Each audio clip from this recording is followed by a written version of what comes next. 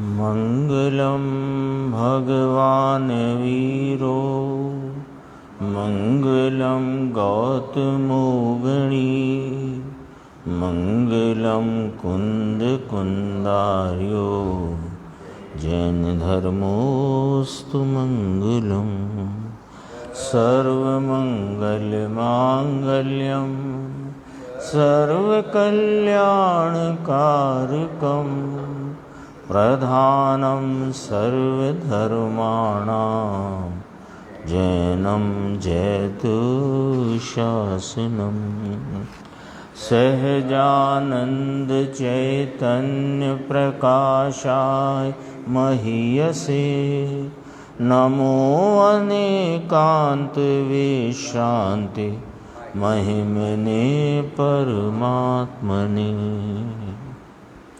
आचार्य कुंद कुंद देव द्वारा रचित पंचास्तिकाय संग्रह ग्रंथ, इसके 44वें नंबर की गाथा की स्वाध्याय अपन प्रारंभ करते हैं। गाथा सूत्र है जदि हवदि दव्यमन्नम गुण दो या गुणो या दव्य दो अन्ने दब्बाणम तिय मधवा दब्बा भावं पको बंती। द्रव्य गुण से अन्य या गुण अन्य माने द्रव्य से तो द्रव्य होए अनंत या फिर नाश ठहरे द्रव्य का। टीका की प्रथम पंक्ति है, गाथा का उपोद्घात है कि द्रव्य का गुणों से भिन्नत्व हो और गुणों का द्रव्य से भिन्नत्व हो तो दोष आता है। इस संदर्भ में यहाँ इस गाथा से कथन किया गया है। कोई मानता है, जैसे पिछली गाथा में कहा कि ज्ञान और द्रव्य दोनों में अभिन्नता है, ज्ञान गुण और आत्मा द्रव्य दोनों की अभिन्नता है, तो उनका द्रव्य समान, क्षेत्र समान, काल समान और भाव समान, यानी ज्ञान गुण का चतुष्टय और आत्मा द्रव्य का चतुष्टय समान है। अब कहते हैं कि वो तो सिद्ध किया, फिर भी यदि कोई द्रव्य को गुण से भिन्न अथवा गुण को द्रव्य से भिन्न मानता है तो यह वस्तु की सिद्धि इसमें नहीं है, यानी यहाँ दोष खड़ा होता है। वह दोष क्या आता है वो चर्चा इसमें गाथा में की गई है। अन्वयार्थ है, यदि द्रव्य गुणों से अन्य नाम भिन्न हो और गुण द्रव्य से अन्य हो तो द्रव्य की अनंतता हो अथवा द्रव्य का अभाव, दो दोष खड़े होते हैं। यदि द्रव्य को गुणों से अन्यता भिन्नता मानी जाए, यानी गुण भिन्न और द्रव्य भिन्न, यदि ऐसा माना जाए तो या तो द्रव्य की अनंतता ठहरेगी या कि द्रव्य का विनाश ठहरेगा या अभाव ठहरेगा। हाँ, तो ये यहाँ पर वो न्याय टीकाकार आचार्य कहते हैं। देखो, यानी दोष क्या पड़ता है वो आचार्य कुंद कुंद भगवान ने कहा कि यदि द्रव्य को और गुण को एक न माने, माने अभिन्न न माने, गुण गुण है, द्रव्य द्रव्य है, पर वे अभिन्न न माना जाए तो या तो द्रव्य अनंत ठहरेंगे या कि फिर द्रव्य का अभाव ठहरेगा। दो यहाँ पर न्याय दे करके दो दोष खड़े होते हैं, ये बात कही। देखो, पहला अनंतपना द्रव्य का किस प्रकार खड़ा होता है। यदि गुण को द्रव्य से भिन्न माने तो द्रव्य अनंत होंगे, ये बात कैसे आती है, तो वो यहाँ पहले एक दोष की चर्चा करी कि गुण वास्तव में किसी के आश्रय से होते हैं। गुण स्वयं गुण के आश्रय से नहीं होते, यानी गुण अपने आश्रय भी नहीं होता और गुण अन्य गुण के आश्रय भी नहीं होता। तो गुण तो किसी के आश्रय से होते हैं और जिसके आश्रित होते हैं उसका नाम द्रव्य होता है। हाँ, द्रव्य की परिभाषा है ये कि जिसके आश्रय से गुण रहे हों वो द्रव्य है, क्योंकि गुण गुण के आश्रय से नहीं रहते। आता है ना द्रव्याश्रा गुणा, द्रव्य गुणों का आश्रय है, गुण गुण के आश्रय नहीं है, ये वस्तु का स्वरूप है। तो अब यदि अपन गुण को द्रव्य से भिन्न माना, यानी कि गुण द्रव्य के आधार या द्रव्य के आश्रय से नहीं माने, क्योंकि गुण जुदा और द्रव्य जुदा, ऐसे अलग अलग मानने पर गुण को द्रव्य के, वो द्रव्य को गुण का आश्रय नहीं माना, आधार नहीं माना। जबकि व्याख्या क्या है कि गुण वास्तव में किसी के आश्रय से होते हैं और वे जिसके आश्रित हों वह द्रव्य होता है। ये द्रव्य की व्याख्या खड़ी हुई। द्रव्य कैसे कहना कि जिसके आश्रय से गुण रहे हों उसका नाम द्रव्य है। द्रव्य को अन्य शब्दों में अन्य वाचक से वस्तु भी कहते हैं। वस्तु माने जिसमें बसे हुए हैं, कि जिसके आश्रय से अनंत गुण बसे हुए हैं वो वस्तु है, द्रव्य है। अब देखो, यदि द्रव्य गुण से अन्य नाम भिन्न हो, यदि हमने ये माना कि द्रव्य भिन्न है और गुण भिन्न है, तो फिर गुण किसी के आश्रित तो होंगे ही ना। भाई गुणों का आश्रय कौन है कि द्रव्य है। तो जो गुण किसी के आश्रित रहते हैं, तो जिसके आश्रित गुण रहते हैं उस भाव का नाम द्रव्य है। ये बात हुई।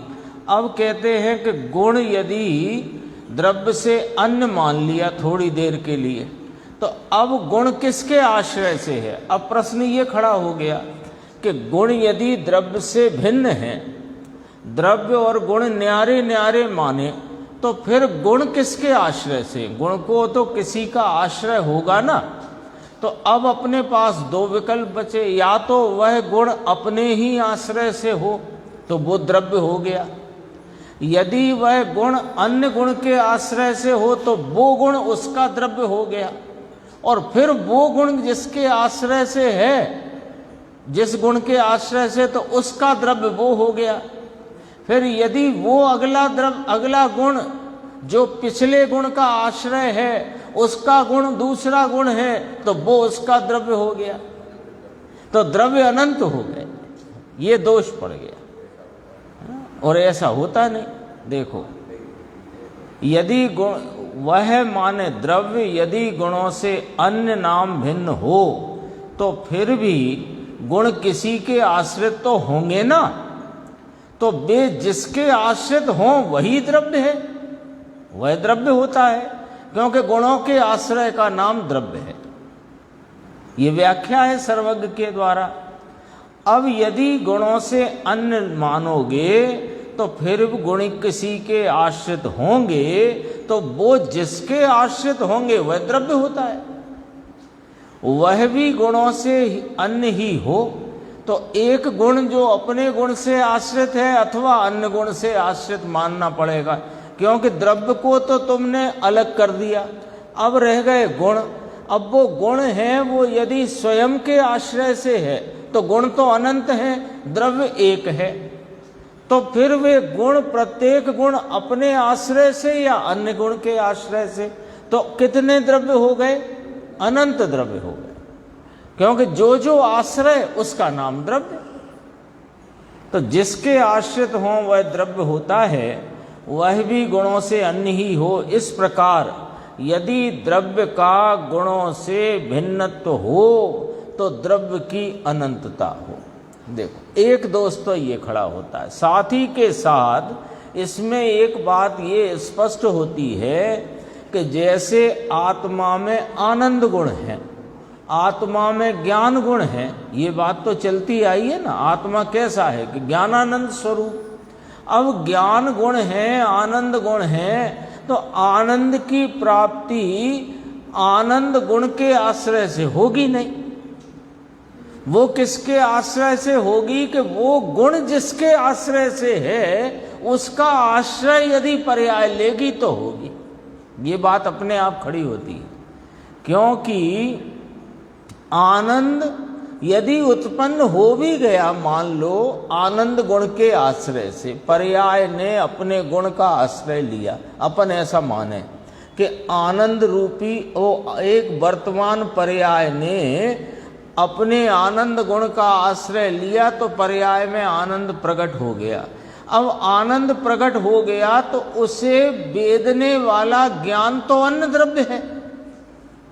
ख्याल में आई कि नहीं आई बात? क्योंकि ज्ञान और आनंद और वीर्य और चारित्र और प्रभुता और विभुता, स्वच्छता आदि अनंत गुण स्वरूप आत्मा है ना। अब इन सब का आश्रय उससे अभिन्न एक द्रव्य यदि नहीं माना और सबको द्रव्य से भिन्न माना, तो वे किसी न किसी के आश्रय तो हैं। तो एक तो कहा कि गुण गुण के आश्रय से है, तो जिसके आश्रय से रहा वो द्रव्य हो गया, तो अनंत द्रव्य हो गए। दूसरी बात इसी में क्या फलित होती है कि आनंद चाहिए तो वर्तमान पर्याय आनंद का आश्रय ले, आनंद गुण का। अब आनंद गुण के आश्रय से कदाचित आनंद पर्याय प्रकट भी हुई, वो वर्तमान पर्याय, तो उसको वेदने वाला ज्ञान तो अन्य द्रव्य रह गया ना।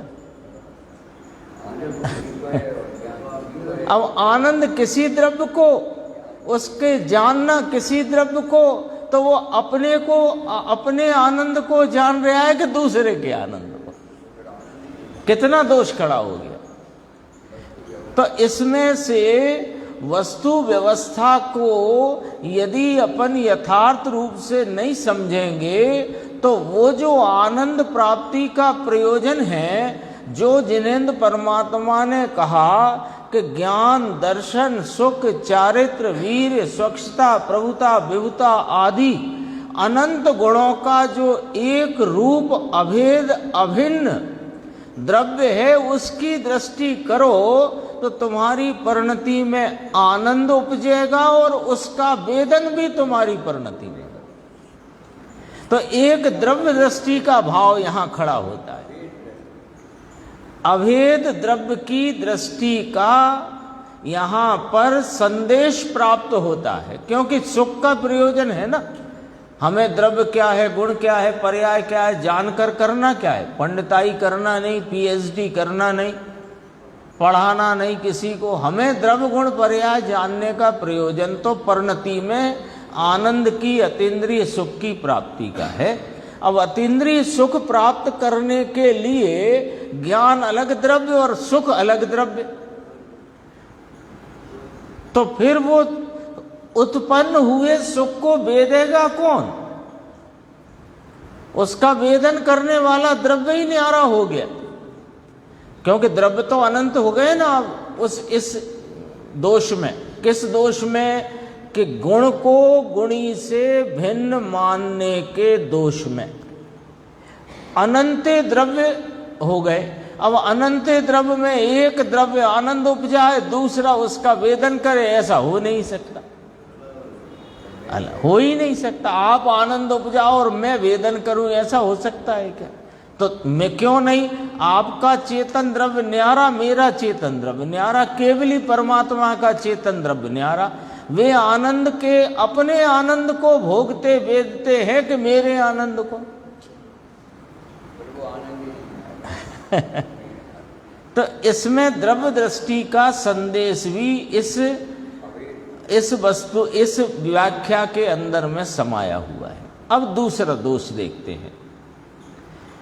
दूसरा क्या दोष पड़ेगा यदि गुण को और गुणी नाम द्रव्य को भिन्न भिन्न माना जाए? तो कहते हैं कि वास्तव में द्रव्य है क्या?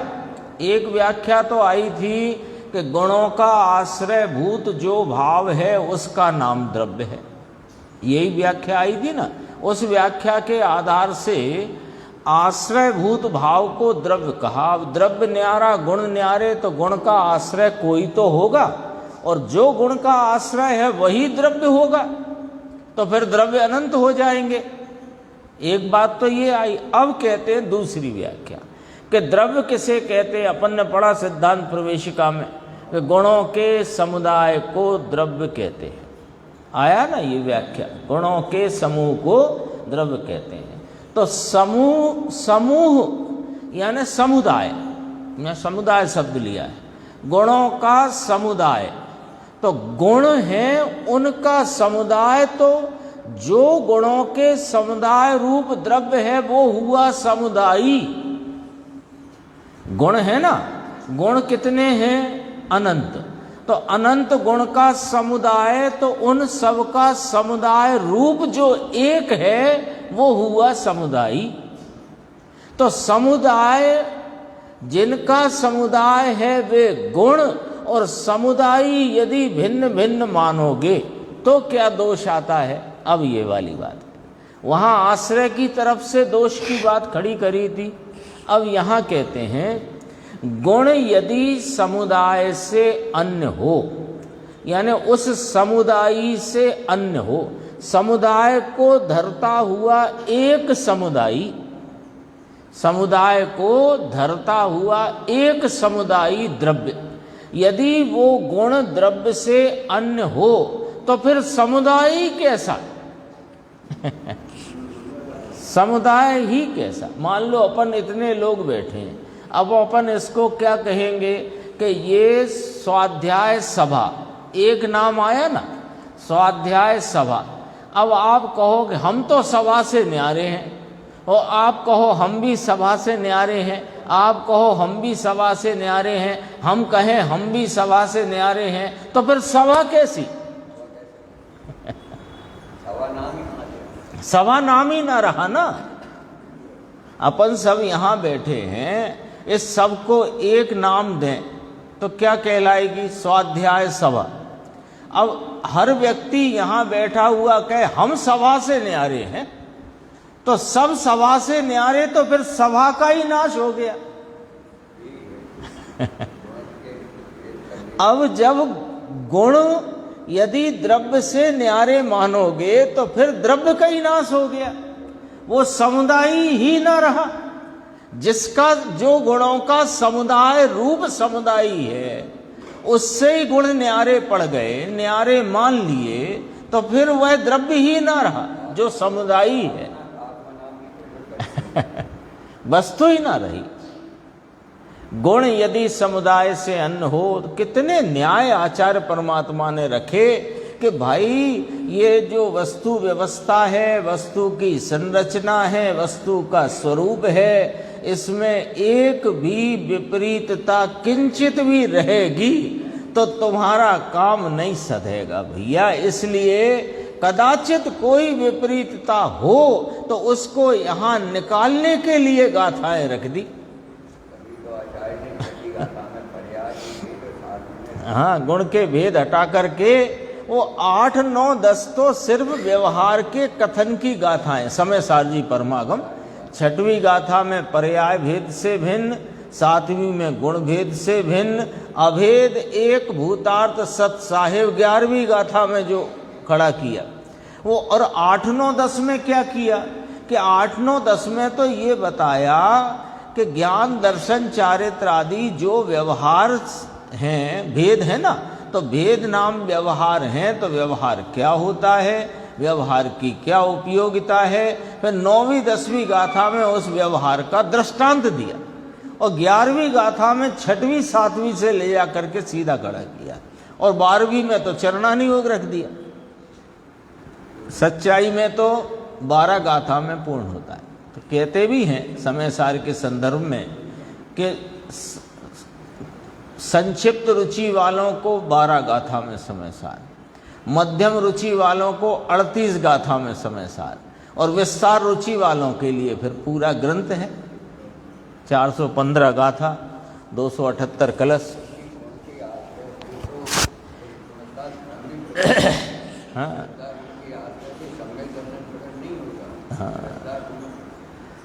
गुण श्रद्धा ने सम्यक के लिए श्रद्धा गुण का आश्रय लिया।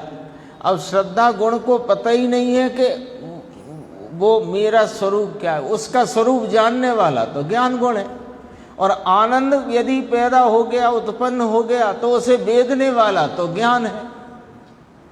तो अनंत गुणों का एक आश्रयभूत तत्व है, जो पिछली चर्चा। अब यहां क्या कहते हैं कि यदि गुणों को समुदाय से भिन्न माना जाए तो समुदाय कहां से घटित होगा? जैसा अपन ने अभी सभा के उदाहरण से समझा ना, है ना?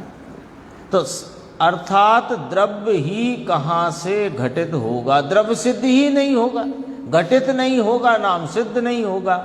इस प्रकार यदि गुणों का द्रव्य से भिन्नत्व हो तो द्रव्य का अभाव हो। दो बातें कही दी। मूल सूत्र में बात आई थी ना, यदि द्रव्य गुणों से अन्य नाम भिन्न हो और गुण द्रव्य से अन्य हो तो द्रव्य की या तो द्रव्य की अनंतता हो, नाम अनंत द्रव्य हो जाए, या कि फिर द्रव्य ही ना रहे। तो दो न्याय रख करके इन दो दोषों का यहाँ पर अपने सामने प्रतिपादन किया।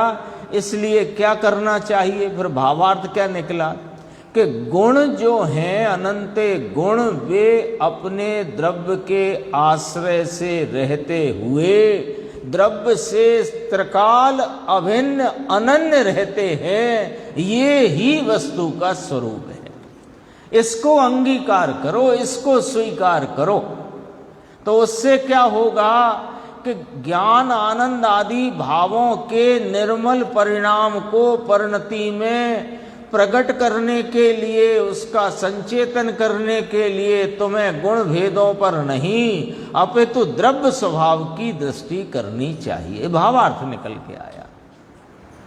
इस चर्चा से लाभ क्या कि गुण अनंत हो जाएंगे अथवा द्रव्य अनंत हो जाएंगे अथवा द्रव्य का विनाश हो जाएगा। इस चर्चा से लाभ क्या?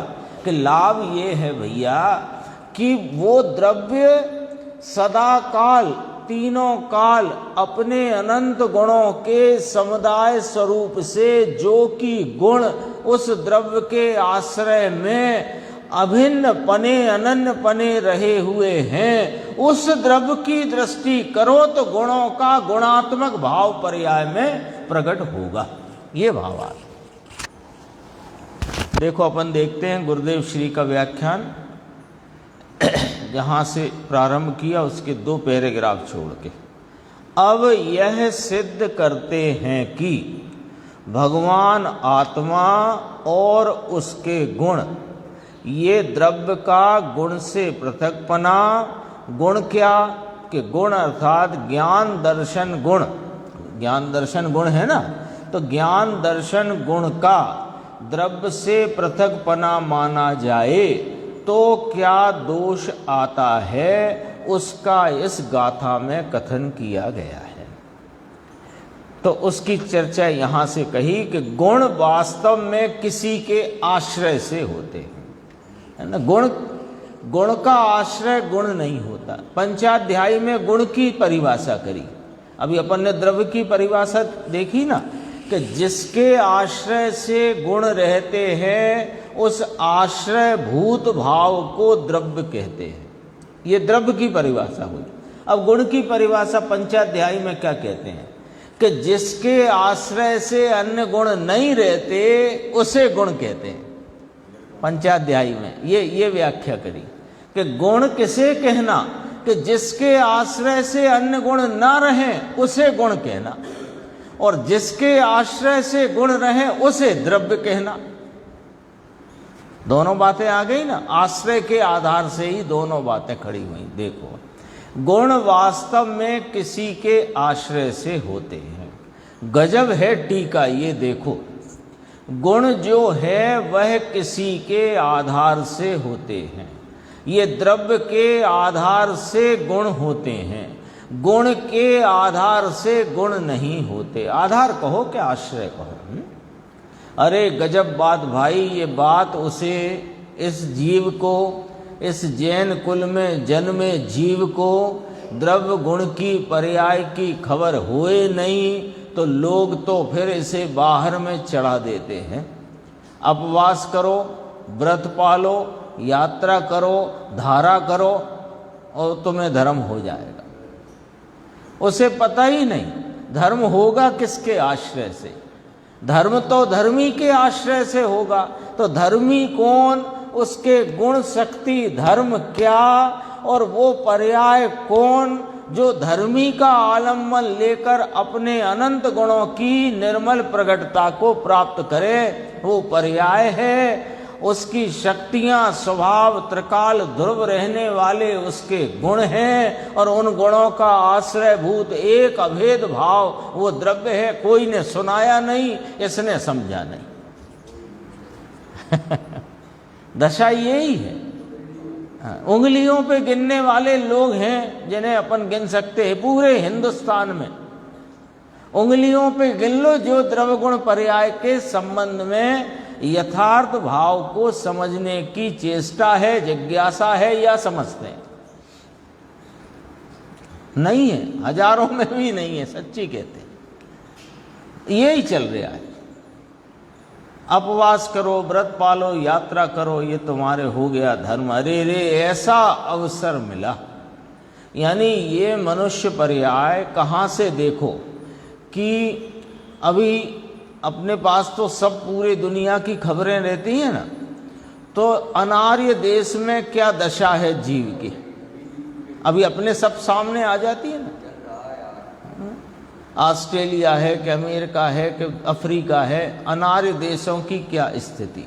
अपना कोई भाग्य कहो अथवा पहले का पुण्य ऐसा चल कर के उदय में आ गया कि आर्य देश है, उसमें जैन कुल है, मनुष्य भव है, और ये सच्ची बात सुनने मिली है। ये अवसर फिर कब मिल पाएगा कोई गारंटी नहीं। मनुष्यपना कदाचित मिल भी जाए तो ये अवसर मिलेगा, ये गारंटी नहीं है। एवं तो मनुष्यपना मिलना भी बहुत दुर्लभ है ना। त्रस पर्याय का उत्कृष्ट काल 2000 साधिक, थोड़ा अधिक। वो थोड़े अधिक में त्रियंच और मनुष्य दोनों समा गए, और 2000 सागर स्वर्ग और नरक की गिनती में निकल गए। अब उसमें से भी त्रियंच काटो तो कितने से भव मनुष्य के, उसमें हर भव में तुम्हें ये बात मिले ऐसी हो नहीं सकती।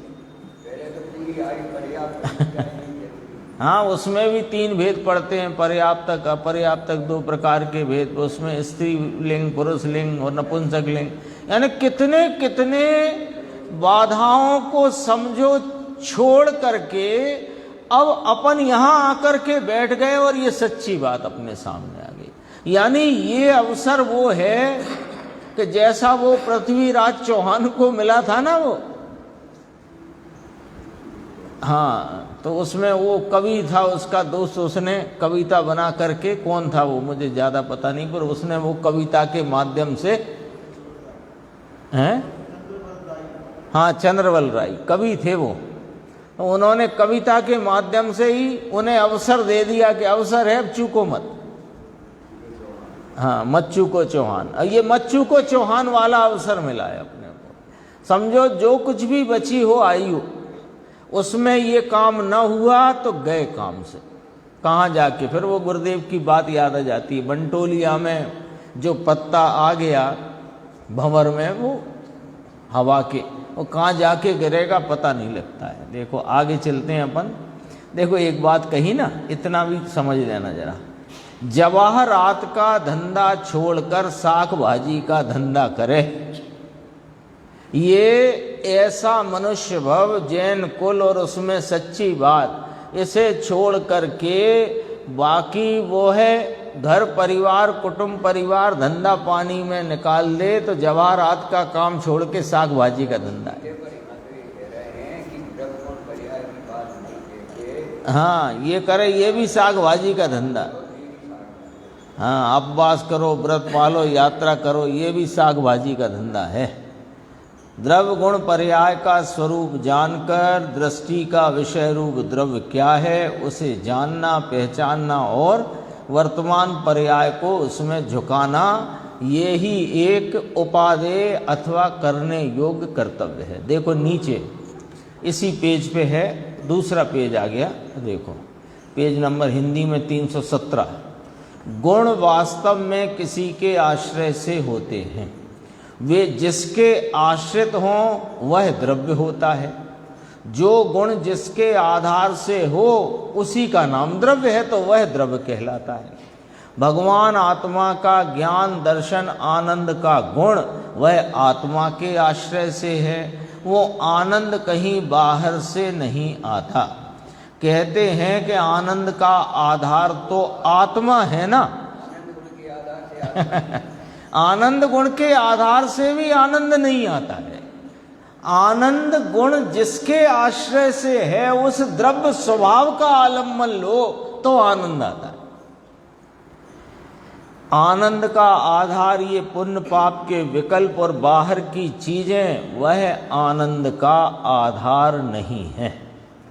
आनंद नाम का जो गुण आत्मा में है, उस गुण का आधार जो द्रव्य नाम वस्तु है। जिसे आनंद चाहिए हो, अर्थात धर्म और सुख चाहिए हो, उसे उस आनंद की पर्याय प्रकट करने के लिए आनंद का आधार जो द्रव्य है उसकी दृष्टि करना चाहिए। बोलो, इस गाथा की टीका में ये संदेश समाया हुआ है।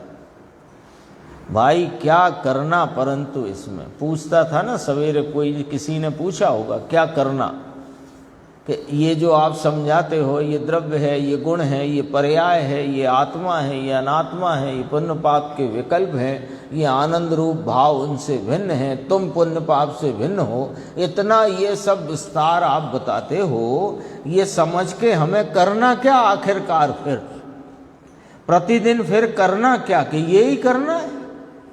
क्या करना है कि द्रव्य स्वभाव की दृष्टि करना है। तो कैसे करें कि द्रव्य स्वभाव की महिमा में रहो। द्रव्य स्वभाव की महिमा में रहोगे तो वह दृष्टि अपने आप उस स्वभाव का आलम्बन लेकर के परिणमित हो जाती है। वर्तमान उपयोग की दशा उस अपने ज्ञायक तत्व को ज्ञेय बना करके उसका संचेतन करती हुई उसमें आप रूपता की प्रतीति और अतीन्द्रिय आनंद का वेदन करती हुई पर्याय परिणमित होती है। नीचे लिया था देखो, द्रव्याश्रा गुणा, है ना। तत्वार सूत्र में उमा स्वामी का सूत्र है कि गुण के आश्रय से गुण नहीं होते। अपन आगे चलते हैं, 318 पेज है कि तुझे गुणी होना है ना, धर्म करना है ना, सुखी होना है ना, हितरूप करना है ना, तो हितरूपता तो दशा में होगी, क्योंकि दशा में अहित चल रहा है। वस्तु में तो हित अहित का काम है नहीं। वस्तु तो अपने वस्तुपने से सदा काल एक रूप स्वरूप से रही हुई है। कैसी कि अनंत गुणात्मक। तो वह दशा कहाँ से आए? हितरूपता की दशा, सुख की दशा, धर्म की दशा, गुण की प्रकटता की दशा कहाँ से आएगी? कि गुण में से आएगी। ठीक है ना। आनंद में से आनंद प्रगटेगा, ज्ञान में से ज्ञान प्रगटेगा, दर्शन में से दर्शन, स्वच्छता में से स्वच्छता, प्रभुता में से प्रभुता। ये बात ठीक है, लेकिन ये सब गुण हैं किसके आधार? ये सब गुण एक द्रव्य के आधार है। उस द्रव्य की दृष्टि करने से पर्याय में सारे गुणों की निर्मलता, पवित्रता का परिणमन वहां पर्याय में आता है, प्रकटता है, व्यक्त होता है। जिसे हित करना हो उसे द्रव्य अर्थात आत्मा का आश्रय करना चाहिए, ऐसा कहते हैं। देखो याद किया गुरुदेव ने 11वीं गाथा समय सार, भूदत्त मस्जिदो खलु सम्मा दिट्ठी हवदी।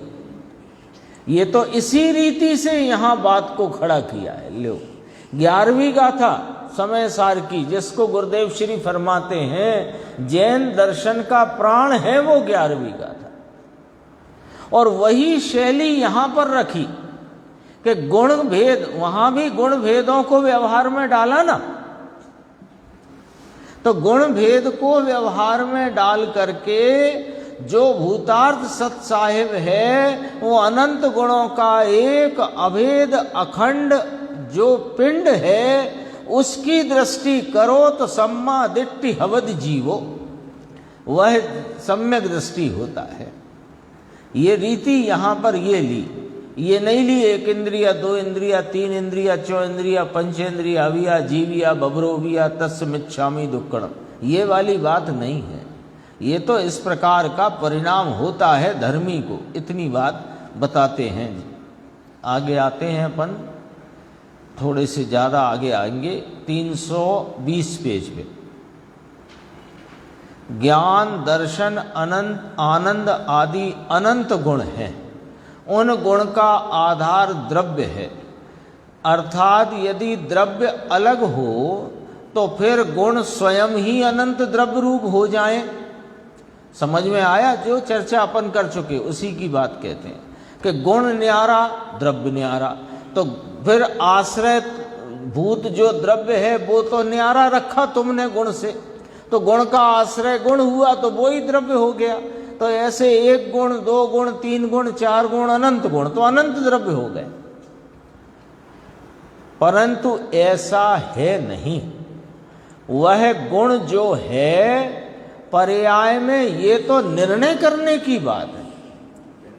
हाँ, पर्याय में निर्णय करना है। किस बात का निर्णय करना है? कि अनंत गुण हैं, ज्ञान, दर्शन, सुख, चारित्र, वीर, स्वच्छता, प्रभुता, विभुता इत्यादि, ऐसे अनंत गुण स्वरूप एक द्रव्य है जो इन सब गुणों का आश्रय भूत भाव है, उसे द्रव्य कहते हैं। उसकी अनंत विशेषताओं को गुण कहते हैं और गुणों की व्यक्तता को पर्याय कहते हैं। ये निर्णय करना है। तो कहाँ होगा निर्णय? कि वर्तमान पर्याय में अर्थात अवस्था में निर्णय होता है। क्या निर्णय होता है? कि यह जो ज्ञान, दर्शन गुण हैं वह किसी के आधार से है। ज्ञान गुण, दर्शन गुण, सुख गुण, चारित्र गुण, वीर गुण, स्वच्छता गुण, तो ये गुण किसके आधार है? कि एक द्रव्य के आधार है। गुण गुण के आधार होता नहीं, वह किसी के आधार से है। अब जिसके आधार से है उससे भिन्न मानो तो दोष पड़ेगा, भूल पड़ेगी। क्या? कि द्रव्य से गुण यदि भिन्न हो, यानी अत्यंत भिन्न मानोगे, गुण भिन्न, द्रव्य भिन्न, ऐसा मानोगे तो क्या होगा? कि गुण का आधार द्रव्य न रहेगा। आगे की गाथा में कहेंगे पृथक प्रदेशत्व रूप से अलग नहीं है, भाव भिन्नता से होने पर भी तो इसमें अन्य नहीं है, अनन्य नहीं है, ऐसे करके अगली गाथा है 45 नंबर की आएगी वो। तो देखो क्या कहते हैं, क्योंकि ये गाथाओं का क्रम यदि चूके ना अपन तो अगली समझ में नहीं आई।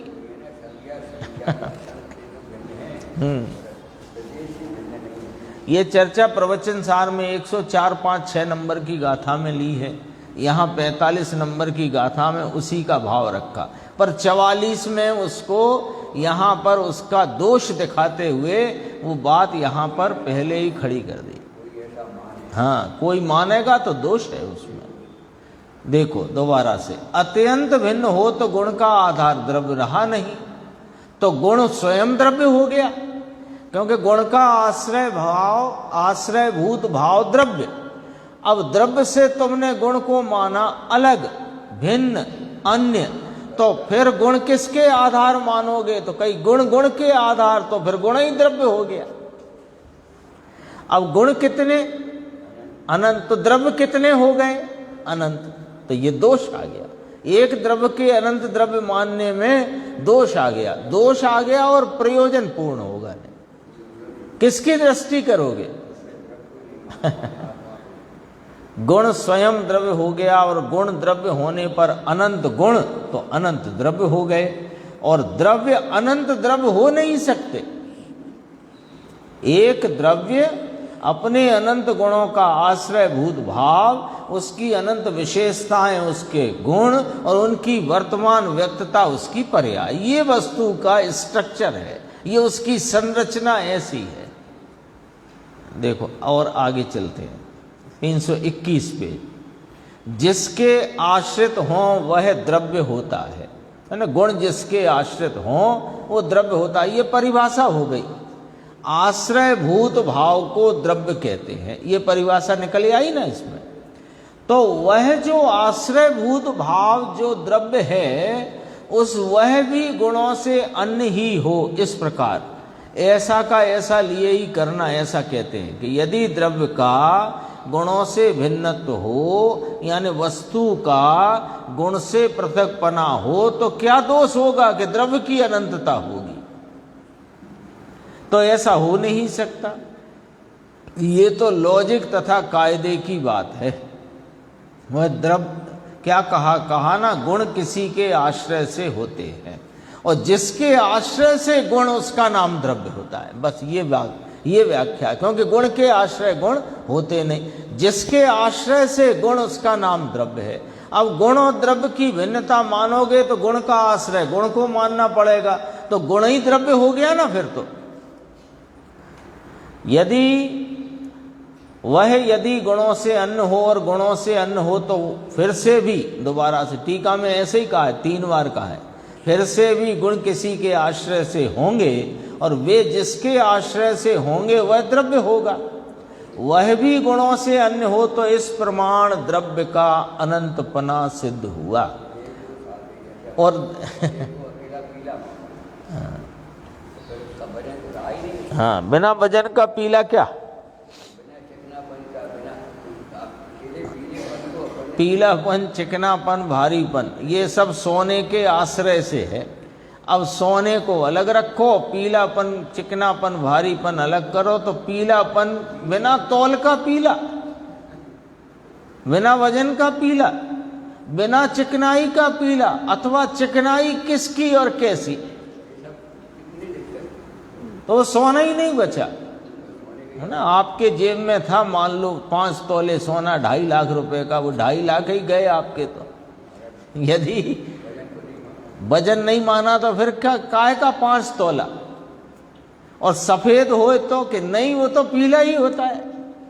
तो तौलदार, पीलापना और चिकनापना, वो तो सोने में एक साथ रहे हैं, सोने के साथ रहे हैं, सोने के आश्रय से रहे। अब तो पीला अलग द्रव्य हो गया, चिकना अलग द्रव्य हो गया, और वजन अलग द्रव्य हो गया, तो सोना ही नहीं बचा। अथवा अनंत सोना हो गया, अथवा अनंत सोना होता नहीं। गजब की न्याय की बातें हैं यहाँ पर।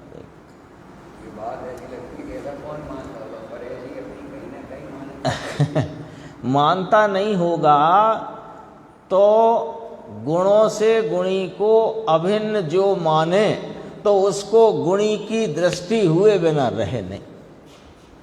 गुण है ना, तो गुण की व्यक्तता पर्याय में है। ये बात चल चुकी अपनी 43 नंबर गाथा में। गुण की व्यक्तता कहाँ है कि पर्याय में। तो पर्याय में जो कुछ भी व्यक्त है वो गुण की सामर्थ्य व्यक्त है, और गुण की सामर्थ्य से किसको पकड़ना है, गुणी को के गुण को के गुणी को। तो गुण, गुणी, गुण और गुण की व्यक्तता, गुणी, गुण और गुण की व्यक्तता, द्रव्य, गुण और पर्याय, ये इस प्रकार से वस्तु की संरचना है। इसमें एक को भी छोड़ दिया है। तो पर्याय में तुमने गुणी की दृष्टि, अभी वर्तमान पर्याय चल रही है कि नहीं, तो दृष्टि में पर्याय है कि द्रव्य है। तो यदि पर्याय है तो इसका मतलब द्रव्य नहीं है दृष्टि में, और द्रव्य नहीं है तो तुमने उसे अनंत गुणात्मक माना ही नहीं है, गुणों से भिन्न ही माना है। क्यों गुणों से भिन्न माना है कि गुणों की एक समय की व्यक्तता में ही तुमने पूरापना मान लिया। तो अब लगेगा तो ऐसा हम कब मानते हैं, हम तो खुद ही, हम तो बचपन से कहते आए अनंत गुणों के समुदाय को द्रव्य कहते हैं। हमने कब कहा?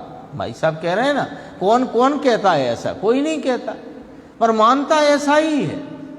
एक समय की पर्याय में पूरे द्रव्य का सत्ता मानना वो वस्तु को गुणों से भिन्न मानने का ही भाव है। ऐसा देखो, गुण स्वयं द्रव्य हो गया, क्या कहते हैं ये समझ में आया। इसमें और भी है चर्चा, देखो 322 फिर अब देखो क्या कहते हैं। इन निमित्तों में तेरा गुण है क्या कि तू निमित्त में जुड़ जाए और तुझे लाभ हो जाए। क्योंकि दृष्टि कहाँ पड़ी है अभी, निमित्तों पर, और निमित्तों के लक्ष्य में होते हुए वो ज्ञेयाकार ज्ञान पर, और राग के वेदन को वेदता हुआ मैं राग हूं इस पर। सच्चाई तो यही है ना। अभी अपने समझो ये वर्तमान पर्याय की एमआरआई करो यानी उसकी अंदर का रहस्य निकालो। जिनेंद्र परमात्मा आचार्य भगवंतों के द्वारा रिपोर्ट निकालो, उसकी क्या निकल करके आएगी वर्तमान पर्याय की रिपोर्ट, कि वर्तमान पर्याय में जो कुछ जानने में आ रहा है यानी ज्ञेयाकार रूप परिणमित ज्ञान की अवस्था मात्र को ही ये वस्तु मानता है। ऐसा ही है ना, ज्ञेयाकार के अनुरूप परिणमित ज्ञान की अवस्था को ही वस्तु मानता है। और वहाँ जो ज्ञेयाकार के अनुरूप परिणमी जो ज्ञान की अवस्था है उसमें दो धर्म एक साथ हैं, जानने का और वेदने का। तो वेदन में क्या आ रहा है कि राग द्वेष का भाव, सो ये मैं हूं। तो ये कौन है कि ये पर्याय दृष्टि वाला है। इसकी पर्याय में लक्ष्य किसका है कि निमित्त का।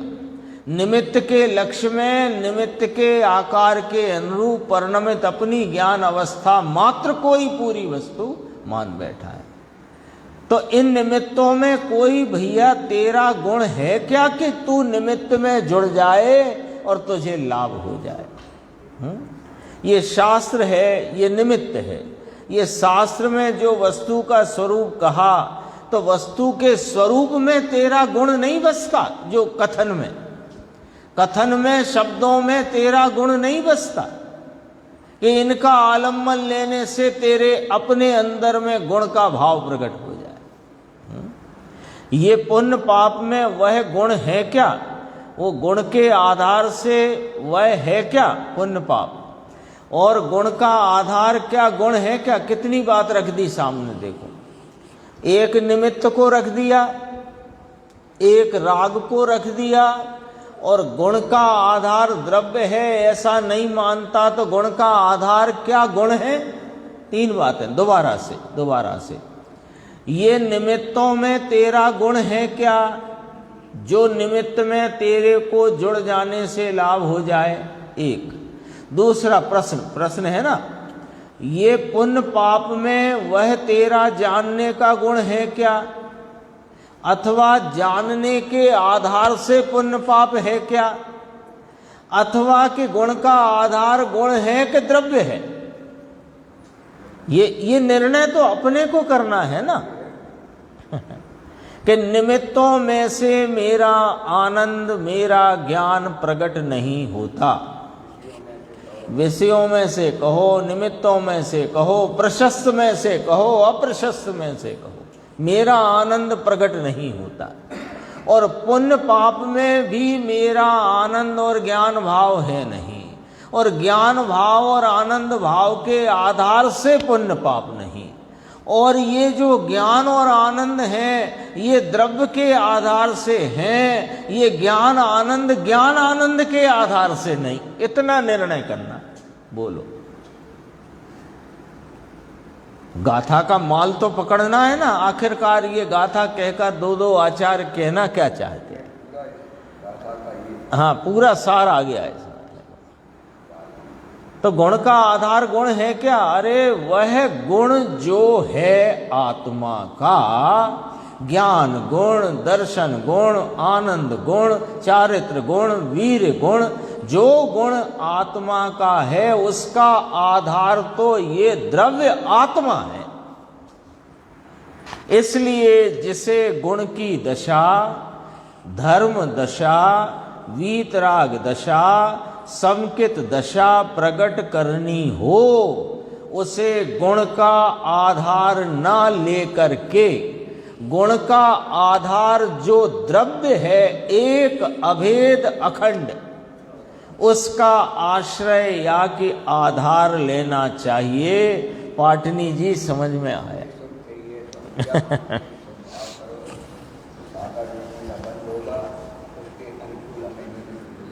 हाँ, कितनी दृष्टि भटकी हुई है, कितने भ्रम पाले हुए हैं, और एक अभ्रम स्वरूप निभ्रांत स्वरूप का आलम्बन ले तो सारे भ्रम चूरा हो जाएगा।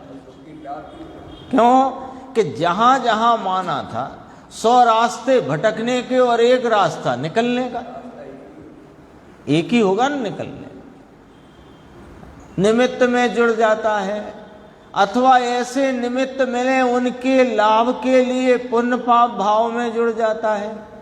पुण्य पाप भाव मेरे में नहीं, मेरे गुण के आधार से नहीं, गुण उन पुण्य पाप के आधार से नहीं, अरे गुण गुण के आधार से नहीं, गुणों का आधार जो एक द्रव्य स्वभाव अखंड अभेद है उसका आश्रय ले तो परिणति में धर्म दशा, वीतराग दशा, आनंद दशा, सुख की दशा, जो प्रयोजन है वो पूर्ण। गुण का आश्रय द्रव्य होता है, और गुण का आश्रय यदि अन्य द्रव्य अकेला ना हो, यदि तुम मानो कि द्रव्य को गुण का आश्रय ना मानो और गुण का आश्रय गुण और गुण का आश्रय गुण माना, तो गुण तो स्वयं द्रव्य हो गया, क्योंकि जो आश्रय भूत है उसका नाम द्रव्य है। आश्रित भाव गुण है और आश्रय भूत भाव द्रव्य है। अब गुण को आश्रय गुण नहीं दिया मान लो, क्योंकि द्रव्य को तो तुमने न्यारा कर दिया।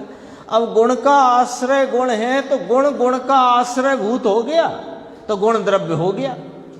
और गुण है कितने एक आत्मा में कि अनंत, तो द्रव्य कितने हो गए कि अनंत।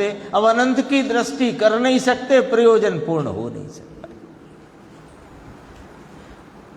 गुण का आश्रय गुण तो गुण स्वयं द्रव्य हो गया, इसलिए गुण का आश्रय लेने से जीव को लाभ होगा नहीं, ऐसा कहते हैं। ये और थोड़ा सा देखो, फिर इसके बाद वो दूसरा वाला न्याय है, उसको अपन आगे की स्वाध्याय में लेंगे। थोड़ी सी चर्चा है, ज़्यादा नहीं है वैसे। देखो, अरे गजब रसिक भाई, पेज नंबर 323 आया हिंदी में। अरे गजब रसिक भाई, ऐसा धर्म होगा वीतराग का? वहां तो ऐसा कहें धर्म के नाम पर सब जगह एक ही बात चलती है ना। जैन में तो खास, रात्रि भोजन मत करो, कंदमूल मत खाओ, अमुक करो, उपवास करो, ये बात चलती है। 6 काय की दया पालो, भगवान का मार्ग तो 6 काय की दया का है। यहाँ कहते हैं कि 6 काय की दया पालो, ये वीतराग का मार्ग नहीं है। ले बोलो, अब जरा थोड़ा सा कमर कस के सुनने वाली बात है ये। अपन कहते हैं ना, वो एक तो भजन भी बन गया ऐसा, वो पियो चांद के पानी और जैन धर्म कैसा है, ये सब ऐसा भजन आ गया ना। वो जैन धर्म नहीं है। जैन धर्म जिनकी परिणति में है उनका ये व्यवहार है, वो धर्म नहीं है। तो मनुष्य हो तो 2 पैरों से चलते हो, हाथ से उठा के खाते हो।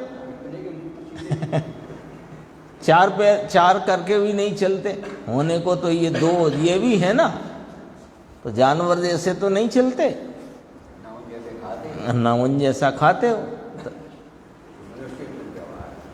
तो वो मनुष्य व्यवहार 94 गाथा प्रवचन सार में स्पष्ट किया है। ये 6 काय की दया पालो, ये वीतराग का मार्ग नहीं है। अपन कई बार बात कर चुके, जिन आज्ञा कहो कि वीतराग की आज्ञा क्या है कि तुम वीतराग स्वरूप हो, उसके आलम्बन से परिणति में वीतरागता प्रकट करो और उस वीतरागता के द्वारा पूर्ण वीतरागता की प्राप्ति करो। ये जिन आज्ञा है, ये वीतराग का मार्ग है। क्योंकि पर की दया आत्मा नहीं पाल सकता, और पर की दया का लक्ष्य है वह तो राग है। राग के आधार से धर्म होगा क्या, बस इतना आप जवाब दे दो, ऐसा पूछते हैं। राग के आधार से धर्म होगा क्या, क्योंकि धर्म तो वीतराग स्वरूप है, और वीतरागता राग में से प्रगटेगी। ये तो वो बात हो गई जहर में से अमृत आएगा, कैसे होगा?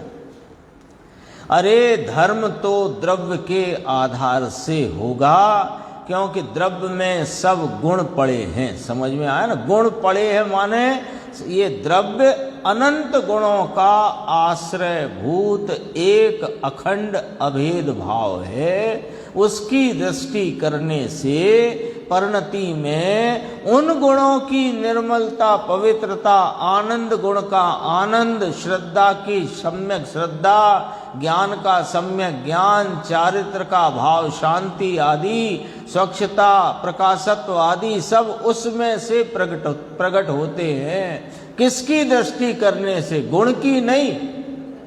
गुणों का आश्रय भूत अखंड एक द्रव्य है, उसकी दृष्टि करने से प्रकट होते हैं। ये वाली बात इसमें साथ के साथ आई। और अब वो जो दूसरा वाला दोष है उसकी चर्चा पर आगे की स्वाध्याय